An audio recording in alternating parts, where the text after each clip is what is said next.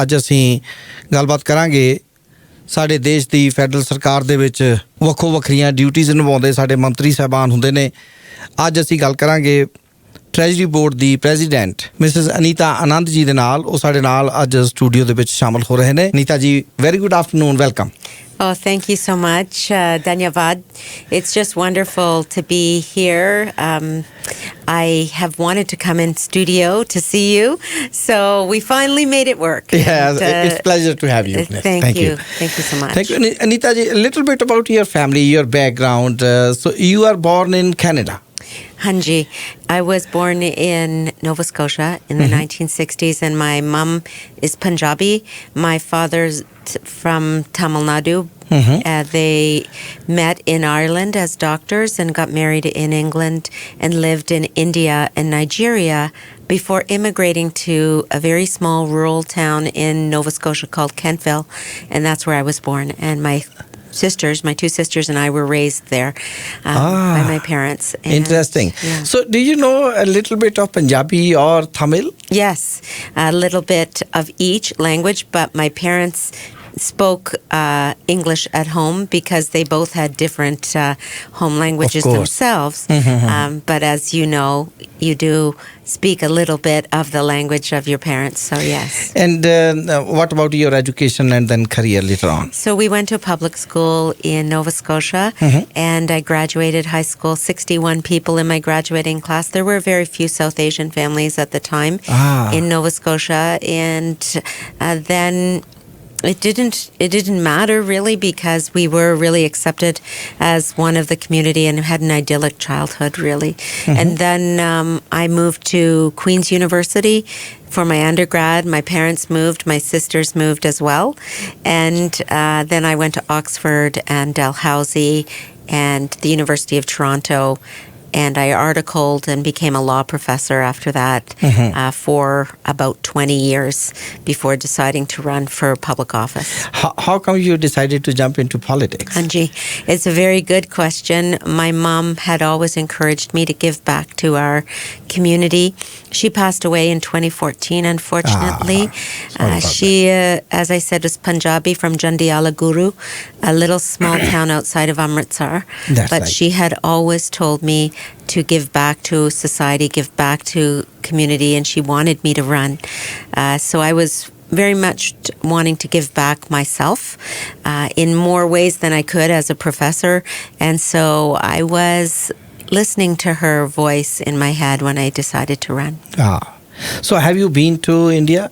Oh, yes, many times. In Jandiala Guru? I have not been to Jandiala Guru. Her family moved to East Africa. Oh, okay. She grew up in Nairobi. And then she went to medical school in India from Nairobi, and then to Ireland, Trinity College, Dublin. And that's where she met my father. That's great. And Anita ji, so how come you are in Calgary? I was here today to make an announcement, $1.5 billion for a rental protection fund. That's to make sure that affordable housing remains in the hands of organizations that can maintain affordable housing for Calgarians. So that was a very exciting announcement. We did it today with the Calgary Housing Company, and MP George Chahal was there with me, and we made that announcement, which will benefit Calgarians. And I just want to say that you've seen us roll out different portions of our budget that is coming up in April 16th. Right. Yeah. And we're very much focusing on affordable housing for rental venues as well as for ownership of houses. And so you will see continued supports across the board for us through CMHC, through applications to ESDC. These are supports that we want to make sure are available to Canadians in a time of need in the area of housing. That's right. And before jumping to my questions, I just want to know the difference between a finance minister and the president of the Treasury Board. Okay, I'm glad you asked that because it allows me to clarify exactly what I do. The Treasury Board president is very much like the COO of a corporation, the chief operating officer. The finance minister is responsible for the budget and the policy of our government that is in the budget every year. And the Treasury Board president is very much in charge of implementing the policies that are approved already by cabinet and that are originally in the budget. And so I would see all of these programs before they leave the Government of Canada to ensure accountability of taxpayer dollars. How is the money going to be spent? Is there accountability? What is the risk analysis? What are the costs and the benefits of particular programs? And we aim to be prudent with taxpayer dollars at Treasury Board, and we also aim to cut red tape. And so Treasury Board is very much a place where the operations of government happen, and it's a very exciting place to be. That's right. So $1.5 billion, Yes. that is Canada Rental Protection Fund. Yes, so exactly. how much of it will come to Alberta or Calgary? That will be a program nationally, Okay. and then organizations will be able to apply for the funding directly from the federal government. I Okay. will say that it's broken down. $1 billion will be for loans to those organizations who apply, and then about $400 million will be for contributions, in other words, grants. And so it's going to be more details in the budget on April 16th. But let's just say the goal there is to make sure that we draw a circle around those buildings that are already existing for affordable housing, and that when those buildings are being sold, they can continue to be used for affordable housing. Okay. So that people don't have to lose their homes That's right. simply because a building gets sold. There's going to be federal money on the table now for saving that type of rental property. That's right. And your government announced a school food program a few days ago. Exactly, yes. So I would like to know who will get the benefit and how.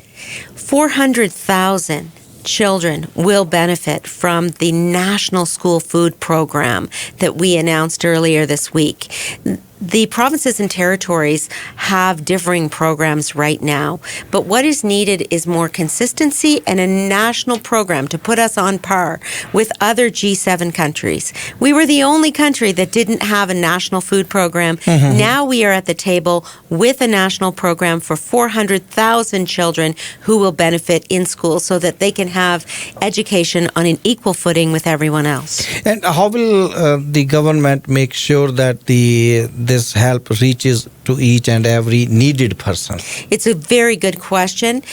It will be the responsibility of provinces who receive this money to allocate it where it is needed. And so bilateral agreements will be arranged with each province and territory, and the money's distributed that way to the school food programs. And carbon pricing is another issue. It's the talk of every town in Canada. So people are not very happy with this. So how are you going to convince them? Let's be clear that the price on pollution, or the carbon rebate, allows 8 out of 10 families to have more money back in their pockets than they're paying for the price on pollution. That part of the message needs to continue to be said, because this is a price on pollution, but there's also a rebate. And the rebate allows families to benefit to a greater extent than they're paying at the pumps. And so I think we need to make sure there's not misinformation out there on this. This is very much about ensuring that there is a carbon rebate back in the pockets of Canadian families. Affordability has been the issue at core. So what is your government doing to help people out of this, come out of this mess? You're right that inflation and interest rates have been higher than normal. We are seeing inflation coming down. At the same time, our government is very much defined by the supports that we will continue to put on the table. The Canada Child Benefit, which has lifted almost 500,000 children out of poverty. $10 a day childcare. Alberta has signed that agreement with the federal government. Increases in old age security and the guaranteed income supplement. And now much is being said and will be said in our budget for housing and for rental accommodation for Gen Z and millennials. So what we're doing is looking at fairness across the board for all sectors of the Canadian population, families, children, Gen Z, millennials, the elderly. We want to make sure that everyone has a fair shake at life. I know we are running short of time, but still one more question. You have been the Defense Minister of Canada. What a matter of pride for all of us. And now our allies, the allies of Canada, have been demanding that we should spend 2% of our GDP on defense. So what is the reason that we have not been able to do so? We are increasing our defense spending. From 2017 through to 2026, our defense spending under Strong, Secure, Engaged, our defense policy, is increasing by 70%. On top of that, when I was defense minister, I announced almost $40 billion for NORAD modernization and Arctic security. And so we will continue to invest in defense, including through our procurements. The F-35s, for example, come to mind, especially on the 100th anniversary of the RCAF. But there is more work to do. Canada is a founding member of NATO. We will always be there with this multilateral alliance to stand strongly, especially as we see Putin's illegal invasion of Ukraine continuing. And what would you like to say in closing? I would like to thank you at Red FM for spreading such excellent reporting and media across our country, for exemplifying that there is a South Asian voice in our country through Red FM. And I'm just so proud of the work that you're doing. So thank you very so much, Anita ji, for joining us and finding a little bit of time for us and our listeners. Thank you.